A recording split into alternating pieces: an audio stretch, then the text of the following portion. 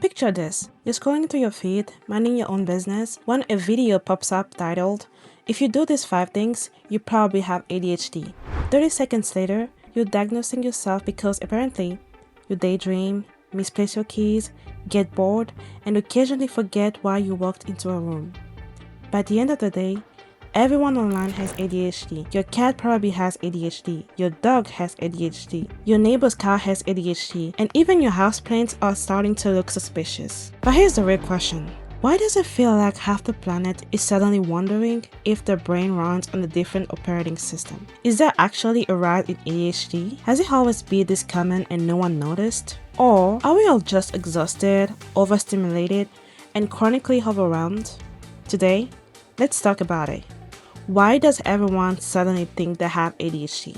ADHD has turned into the internet's favorite guessing game. You struggle to focus? ADHD. You lose your keys? ADHD.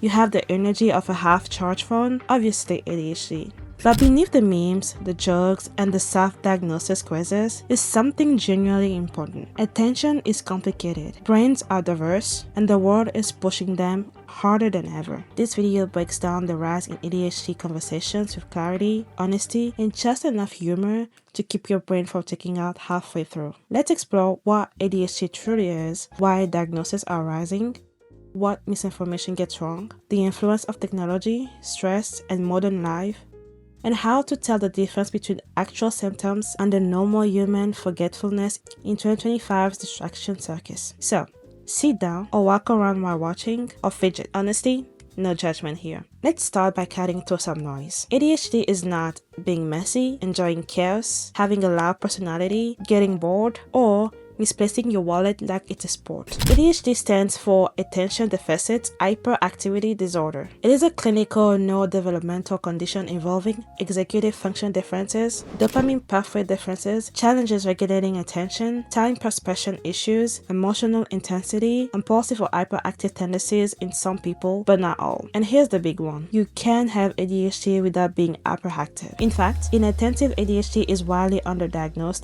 especially in girls and women. For decades, the stereotype was a little ball bouncing off a classroom wall. Anyone who didn't fit that mold slipped under the radar, and that set the stage for what's happening now. People love to say everyone has ADHD now, but the reality is more nuanced. There are 4 major reasons for the rise of ADHD cases. Reason A, awareness finally caught up. People grew up hearing you're lazy, messy, unmotivated, dreamy, bad at time management, and now living up to potential. Then the internet arrived and said, actually, that might be a brain pattern, not a character flaw. Generations who were never screened as kids are now adults recognizing the signs. Reason B, the criteria changed over time. Diagnostic criteria expanded. Early diagnostic manuals focused almost entirely on children. Later versions expanded to adults and better captured inattentive symptoms. And more accurate definitions equals more accurate diagnosis. Reason C, the demand of modern life increased. Schools expect extreme organization. Jobs expect multitasking superpowers. Life expects constant self-regulation and the endless digital communication. People with ADHD feel overwhelmed quickly. Even people without ADHD feel a milder version of the same thing. These create confusion and a lot of TikTok self-diagnosis. And finally, reason D, social media made information accessible. People hear stories that match their own, people learn, people compare. Social media simplified ADHD into you forget stuff, ADHD, you procrastinate, ADHD. And these things happen to everyone sometimes. The real difference is severity, frequency, and impairment. ADHD isn't, oh, I relate to this. It's, this consistently disrupts my life across multiple areas. That's why diagnosis is a whole process, not just a vibe. Take your brain from 1970, drop it in 2026, and watch it cry. We are living in the loudest attention economy ever built. Everything is engineered to hijack your focus. Apps, ads, alerts, pings, infinite scrolling, autoplay, and dopamine-driven design. We live in a world built like a casino. Bright, fast, demanding, reward-based, and addictively engineered. People are overwhelmed, burnt out, and overstimulated. And naturally, many wonder whether something is wrong with their attention. Sometimes the answer is yes. And sometimes the answer is, it's just 2026.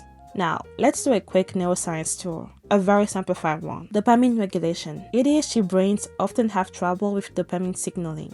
This affects motivation, reward anticipation, and sustained effort. Executive function, planning, organizing, task switching, and emotional control use the prefrontal cortex, and that region behaves differently in ADHD. Time perception differences. ADHD brains don't perceive time the same way. Everything feels like now or not now. Hyperfocus. Ironically, ADHD isn't a lack of attention. It's a difficulty regulating attention. Sometimes, the brain locks onto something too intensely. This is why ADHD is more than just focus issues. The internet spreads awareness faster than any medical textbook, but it also spreads oversimplification like wildfire. The spread of ADHD topic on the internet has some benefits, like people recognize real symptoms, people feel less alone, and people seek help. But it also has some problems like generic relatable content confuses everyone, nuance disappears, and serious symptoms get mixed with everyday behaviors. ADHD diagnosis is not a 5-minute quiz with pastel graphics. Professionals evaluate childhood history/patterns, behavioral assessments, overlapping conditions, impairment across lab areas, family reports, in some cases cognitive testing and differential diagnosis to rule out anxiety, depression, trauma, sleep disorders, burnout,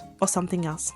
ADHD can overlap with other conditions. That's why a professional is needed to untangle the knot. Now, back to our question. Does everyone have ADHD now? Short answer, no, not even close. But the number of people who have it and were ignored for years is huge. Here's the truth. Everyone is more distracted. Everyone is more stressed. Everyone feels mentally overloaded. People with ADHD feel it in a deeper, more persistent way. People without ADHD feel it in a diluted form caused by environment, burnout, and stress chemistry. Your attention span didn't magically break. The world got louder. If you saw yourself in part of this video, you're not alone. And if you didn't, congratulations. Your brain probably has a better Wi-Fi than most. Thanks for watching. If this video helped you understand things a little better, then the internet did something right today, which frankly is a miracle. Feel free to like, subscribe, or share this video. Until next time, stay curious, stay kind, and remember, your brain is not broken. It's just overloaded.